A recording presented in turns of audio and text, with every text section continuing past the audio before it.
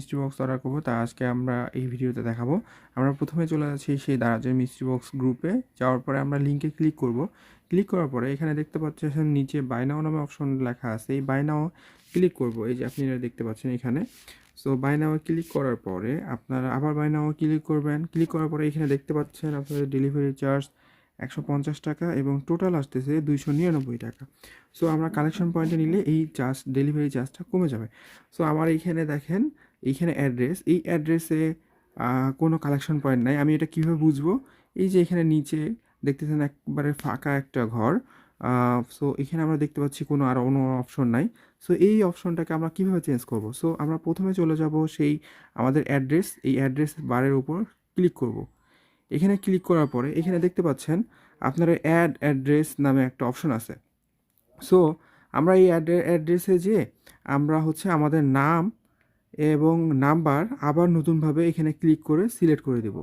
So select করার পরে এখানে সিটিটা দেখেন, আমি যেহেতু রংপুর বিভাগে আছি, এখানে আমি রংপুর বিভাগ সিলেক্ট করলাম এবং আমি রংপুর বিভাগের দিনাজপুর জেলায় আছি এবং দিনাজপুর জেলায় সিলেক্ট করলাম। এবং এই দিনাজপুর জেলার মধ্যে আসলে দিনাজপুর যে সদর যে এরিয়াগুলো আছে সেই এরিয়াগুলোতেই কালেকশন পয়েন্ট থাকে মূলত।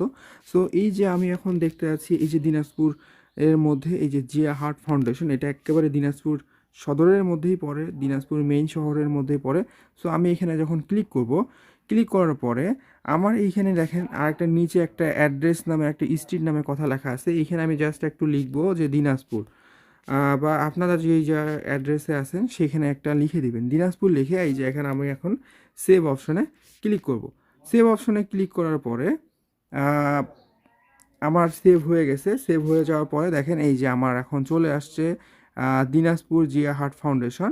এই যে এই অ্যাড্রেসটা চলে আসছে, এই যে দেখেন এই অ্যাড্রেসটা চলে আসছে। আমি তখন এই অ্যাড্রেসে ক্লিক করব।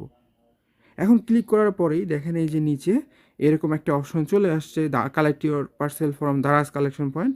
সো আমি এই জায়গাটায় ক্লিক করব। ক্লিক করার পরে আমার এরিয়ার মধ্যে সবচেয়ে কাছাকাছি কালেকশন পয়েন্ট কোনটা, এই যে এটাতে আমি ক্লিক করব। ক্লিক করার পরে এই যে এখানে নিচে দেখতে পাচ্ছেন কনফার্ম নামে অপশন, এই কনফার্মে আমি চাপ দিব।